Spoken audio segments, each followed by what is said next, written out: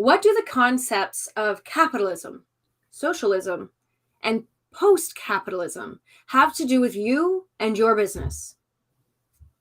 This is why we have Laura here, to talk to us a little bit about herself, to talk to us a little bit about these concepts and why they matter to her, and why they absolutely should be mattering to you. Laura, welcome so much to the show. I'm gonna let you introduce yourself and dive in. My gosh, thank you so much for having me.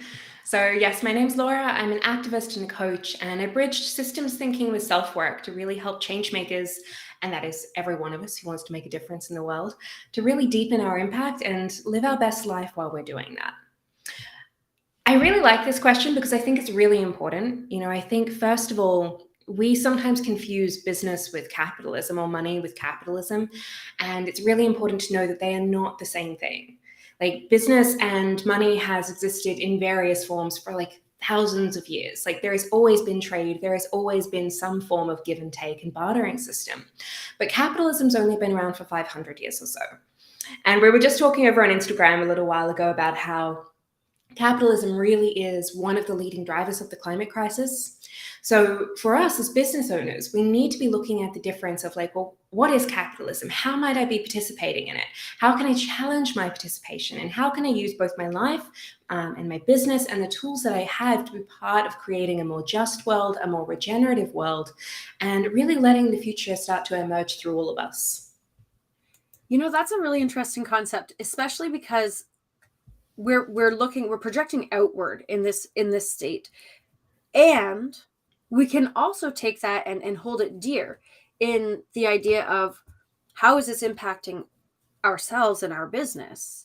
Because a lot of times we function in both capacities. And I've said it before, I'll say it again. I don't necessarily stand in one base camp or another with regards to extreme views. I'm very open-minded and very flexible with regards to that. And so when I hear that, I think, okay, well, I want to better the world. I want to make sure that we are creating a sustainable environment. I want to make sure that we're creating a sustainable economy. I want to make sure that everyone is in a space of abundance. Absolutely. And also, I want to make sure that I have the opportunity to better myself, to create personal innovation, and to make sure that my opportunity isn't stymied by others' lack of ambition. So this is where we play with these two kind of concepts of that external and internal, capitalism, socialism, and business growth. So I'm curious about how does this idea, this concept of capitalism that is permeated throughout our entire culture, our entire being, how does this wind up being reflected in our day-to-day and in particular in our business? Oh my gosh, so many ways. So I use the term internalized capitalism a lot, and internalized capitalism is just the equation of our worth with our productivity or with what we produce. So it's the toxic element of that system that believes in infinite growth, that there's never enough. It's the element of scarcity, right? That says that you're not enough as you are, and there's not enough and you need to be doing more. It's the devaluing of beautiful, complex living resources like our body and what it wants of us and its energy and its capacity, and going, yeah, okay, but I've just got to get this next thing done. I can rest on the weekend, or I can rest when I've got that vacation coming up. And so internalized capitalism shows up as feeling guilty when we rest or take time off. And this is so common for any solopreneur here as well. If you've started a business, I guarantee you've probably experienced all of this, because I certainly have. I can see you nodding your head as well. Absolutely. And actually, as you were speaking, I went, oh my gosh, it didn't even occur to me how capitalist that is. That concept of doing, do, go. Oh, I shoulding all over yourself. If there's a wonderful interview that I've done with Lindsay Harl-Kadatz. If you haven't watched it, you should. She talks about how you really should stop. Here I am caught in the trap. Stop shoulding all over yourself. And this is it. This is capitalism. Well, exactly. Shoulds are through lines to stories, and a lot of them are cultural stories. So the cultural stories of capitalism, again, is these stories of never enough and needing to be more. So it shows up as time scarcity, that feeling that there's never enough time, okay? And this is probably one of my strongest ones, and it's all over our language. How often do we say things like, How was your weekend? Oh, no, it was good, but it wasn't long enough. Or we have a lot to fit into this meeting today. We're just going to power through. We're going to like pack a lot in. Or even like, thank God it's Friday. Like, like there's a sense of like, it's like 4 o'clock on Sunday. It's time to be depressed again, because our relationship to time is very linear and it's very extractive. We see it as something that we can waste, that we can squeeze, that you can always kind of be taking something from. Internalized capitalism shows up as saying yes when we want to say no. When we talked about this sense of like multitasking, so like even as you're probably like listening to this, like maybe you're like cooking dinner, or maybe you're like playing on your phone, or like, so we're like very feeling like, oh, there's just always got to be a little bit more. It tells us happiness is in some future destination and not here now. So this is how it affects us as individuals. This is everybody across our culture, I believe. But particularly as business owners, I think it's really important that we're aware of this, because then, one, these things don't make us happy, right? They're huge drivers of burnout. Okay. And if you're in the first couple of years of business, like burnout is so risky, because it's just, you give everything to it. And, there's a lot of work that it takes up front. And it's also this sense of starting to recognize, well, okay, where am I feeling scarcity? Where am I then maybe selling from scarcity? Where am I maybe like perpetuating this sense that like, oh, if you don't sign up now, like, there's not enough, and we're just kind of keeping the system moving. So it's important we start to look at our participation. I am hearing another element to this that I wasn't expecting. And it's reminding me of a friend of mine, actually, a transformational life coach here near where I live. And she was telling me about how your moments now can be just as full of joy as those dream moments that you envision. And she specifically told me about how, like, what do you want to, like, she asked me, what do you want to do? What is that thing? And I'm like, well, I really want to travel. I want to explore. I want to have an adventure. I'm very adventuresome. I love it. She said, okay, so what's preventing you from doing that now? I was like, I don't know, like, I guess money and time and all of these resources. And she says, well, what's stopping you from just hopping in the car and taking a left-right trip? And I was like, what the hell's that? She says, go in there and everybody takes a turn picking left or right. And where you end up is where you end up. That's an adventure. It's all about the way you think about it. And so we've been conditioned through capitalism to think about this thing as a resource that must be constantly extracted, constantly like extrapolated. And it doesn't have to be. You can sit in it and you can enjoy it for what it is now. I sometimes use this term internalized extractivism. And for anybody who doesn't know, extractivism is a term that we tend to use, particularly as climate activists, that talks about the way we tend to take resources from the world, like minerals and gas and oil and coal and whatever it may be, with very little regard for the natural environment and the surrounding environment, next to no regard for their renewal, and also with some really toxic power dynamics from like the global south to the global north. But I think we do the same thing to our bodies, right? We assume that our energy, our attention, our creativity should always be there on demand whenever we want them.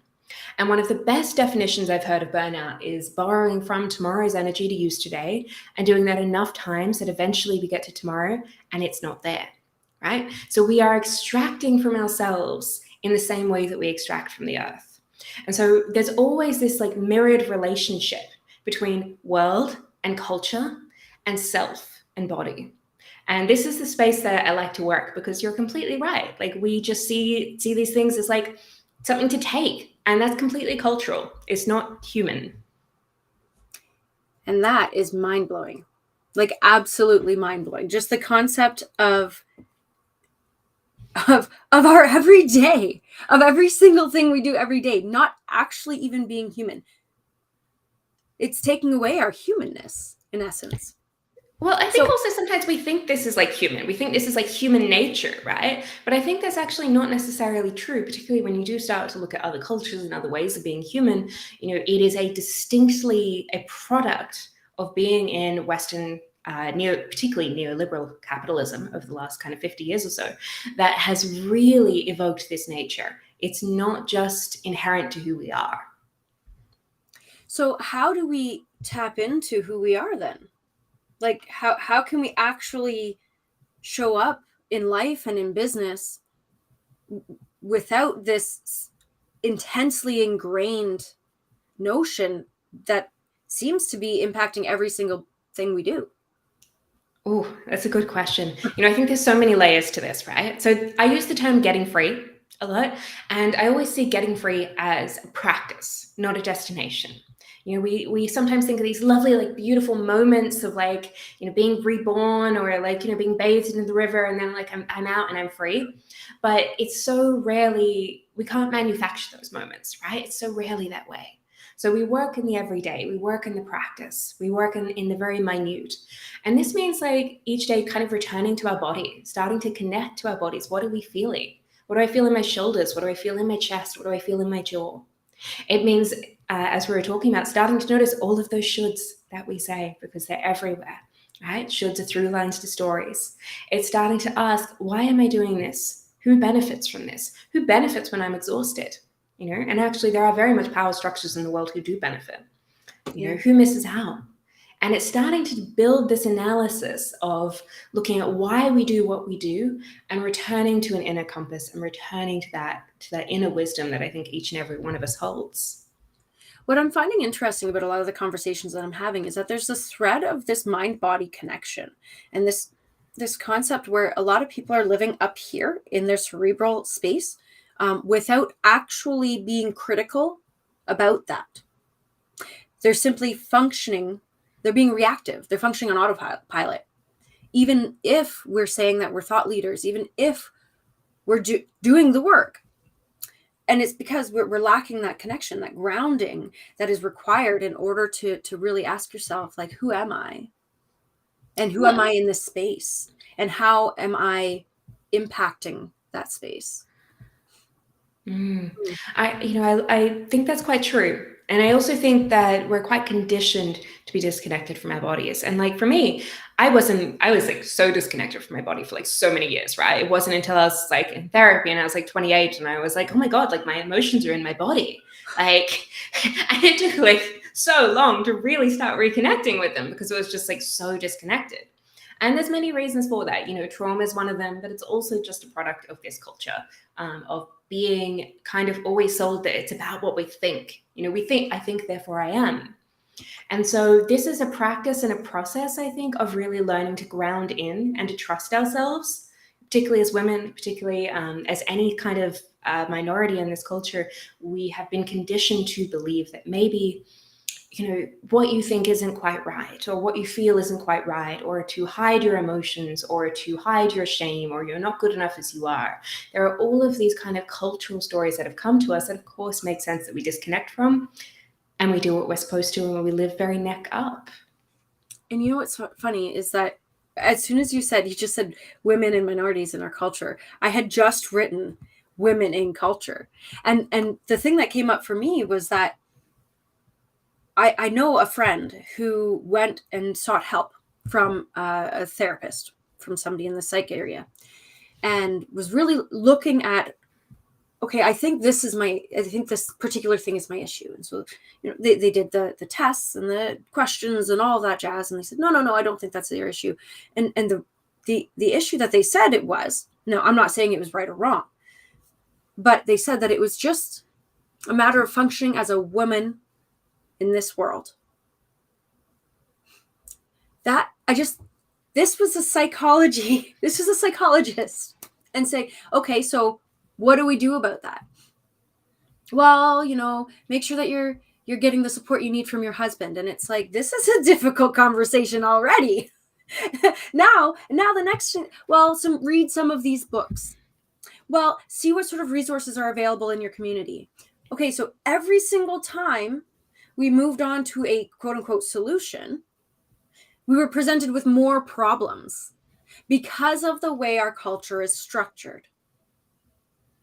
So how can we, and I'm just going to take because that can be a whole other thing.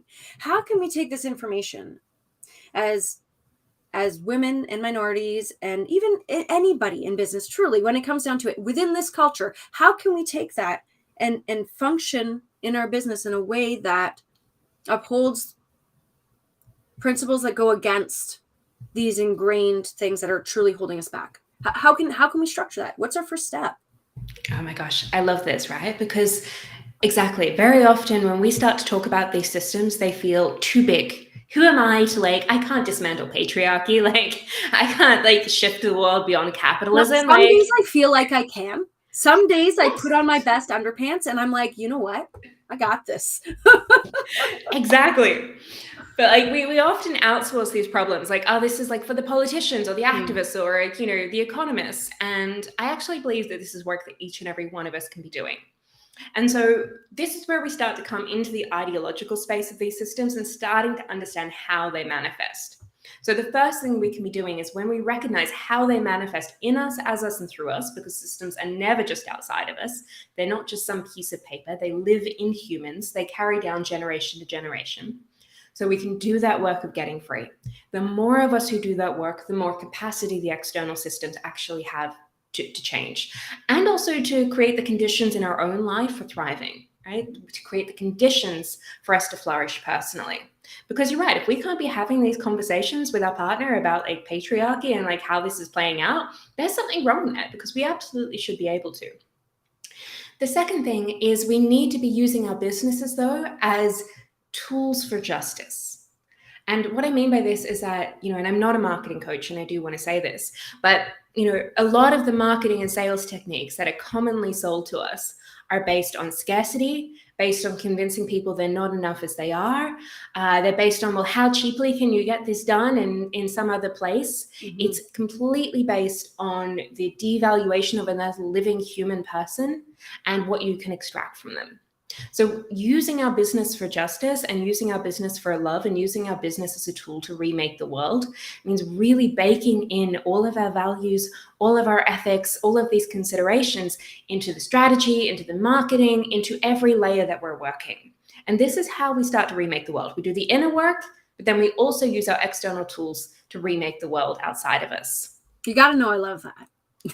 that's like my bread and butter. That's just you saying that just validates all of the things, because I am human and validation does feel good. It validates all of those things, and I'm like, listen, we've got to really hunker down. And this is actually what I call ethical marketing, right? We're actually thinking and being intentional about what we're bringing into our marketing and how our marketing is shifting the world around us, but also being reflective and thinking critically about how the marketing that's out there that may not have been done ethically is impacting ourselves. And so it's this cycle that we're constantly going through that you just described very well, is that internal work that's then reflected into the external.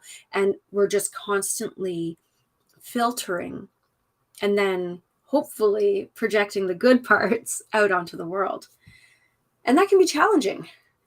It can be hard, especially when we're looking at big topics like feminism and capitalism. Yeah, exactly. And this is why I also think that we need groups to work with, because, when we're the only ones that hold these ideas, and maybe our friends haven't gotten on board yet, or our partners are on board yet, and you kind of seem like the quirky, odd one who's a little bit radical or a little bit idealistic or whatever it might be. It's no, we need to recognize that we need a community of people who also share these ideals. The world was made by people. There is no reason we can't remake it. The world is not fixed. The world as it is today is not the same as it was 100 years ago, 500 years ago, and certainly not 1,000 years ago. There is absolutely no reason that every single one of us can't be a part of working in our communities, in our states, in our countries, at every single level, to be part of saying, hey, you know what? This isn't really working. Are any of us really happy? Most of us are burnt out and exhausted. Okay, the world is kind of burning and it's on fire, and climate change is getting worse, and we need to do something. We have, horrific racial injustice and widening inequality in our countries. We still have war as this kind of somehow acceptable answer to anything. And so we need to be able to say, you know what? No more. Have practice groups to work with, and then bake our values, bake our vision as well for a more beautiful world into what we're doing, so that every day is starting to live and vision and seed this world into reality. I feel like there's a mic drop that needs to happen there. I do. And there's a quote, isn't there? You were talking about how individuals can really make a huge difference. And there is a quote where it says something to the effect of how can one person or a small group of people change the world. Well, in fact, those are the people who always have in history. There Like, is. it's Yes. very rarely the big groups of people who actually change the world. It's typically that smaller group who stand for what is right. Yeah, and there's another quote I love by Rob Hopkins, who was one of the co-founders of the transition movement and works a lot in that kind of climate space. And when he's talking about climate change, he says, if we wait for governments, it might be like too little, too late. And if we work as individuals, it's not enough, right? But maybe if we work as communities, it'll be just enough, just in time. And so where this is coming back to is like, yes, understanding our power as individuals, understanding our own sense of agency, really cultivating and stewarding our power, which is one of the things that we work on in a lot of my programs. What does it mean to steward your power? But then also like finding your people, okay? Because these are the people and these are the places that you are going to be working. And anytime we're looking at shifting the world from as it is to as it could be, there's going to be resistance in the world as it is. That's okay. That resistance is not a problem. Our work is to just keep moving towards the world as it could be, keep spreading those seeds, and keep planting it so that it can gradually come along with us. And I want to add to that. Before we close off, I want to add to that. For anybody who's thinking about how they're showing up, because I know that, Laura, you had said, I'm not a marketing person. Well, hi. I'm here to help you with your marketing. But truly, with that concept in mind, this marketing concept, this innovative, progressive thinker, really global change, like just being able to make a change in the world, it requires courage and it requires vulnerability. And so if you are fearful of showing up within your marketing, personally and professionally, if you're fearful of showing up and standing for your advocacies, the things that really matter for you, then I want to challenge you to walk through that fear, to be courageous and stand up for what matters to you. Because they're guaranteed, there are many people within your community, both online, offline, entrepreneurially, or even just your neighbor, who are thinking these things, but they don't have the podium that you have as an entrepreneur. They don't have that stadium of people potentially listening to them. And so they're not going to really say anything unless somebody who does have it says it. So this is your push. Take the lead, start a movement. I guarantee you have already a community of people who will stand with you. You just have to have that courage. I'm not saying to get rid of the fear. It's going to be scary. It's going to be there, but have the courage to say what you mean and mean what you say, to be a leader in doing what is right, which is actually something that I say to my kids every day. So here we are. Laura, I want to invite you to share your final thoughts and also, of course, to invite people to connect with you because they need to. If you I can't say anymore. I'm gesturing. For anybody who's listening to the audio, I'm gesturing emphatically at Laura. You need to speak with her. It's one of those, you got to put it on your bucket list, if nothing else. Like, goodness gracious. So Laura, please go ahead and tell the world a little bit more about how they can touch with you. Yeah, absolutely. So my website is laurahartley.com. And, I'm really interested in helping changemakers. And that is anyone who has a vision for another world, who believes that another world is possible, to make their impact in the world, right? So I agree. We live at a time that has never required as much change as now. Like, climate change demands so much of us. It requires almost every industry to innovate. It requires our communities to radically change and on an incredibly fast scale. And this doesn't have to be scary or terrifying, even though it often sounds that way. Like, it can also be an incredible act of courage, of love, of power, and really seeding the world that we want. So if you want to figure out what your role is in remaking the world, or, kind of explore your relationship to capitalism, you can visit laurahartley.com. Oh, that's amazing. That's absolutely amazing. And it also directly ties into something that we didn't touch into today, but that I want to, Laura. So I want to thank you for joining me today, but I also want to encourage everyone to subscribe to the YouTube channel so that you can see when Laura's going to join me again to talk about post-capitalism and the ideas that we can move forward with so that we can keep the wheel turning towards this beautiful, progressive, and innovative future without taking more than there is available without, while, you know what, let's stop the withouts, while maintaining sustainability within and about ourselves. So we're going to chat again, Laura and I. Thank you again, Laura, for joining us. And everybody else, we will see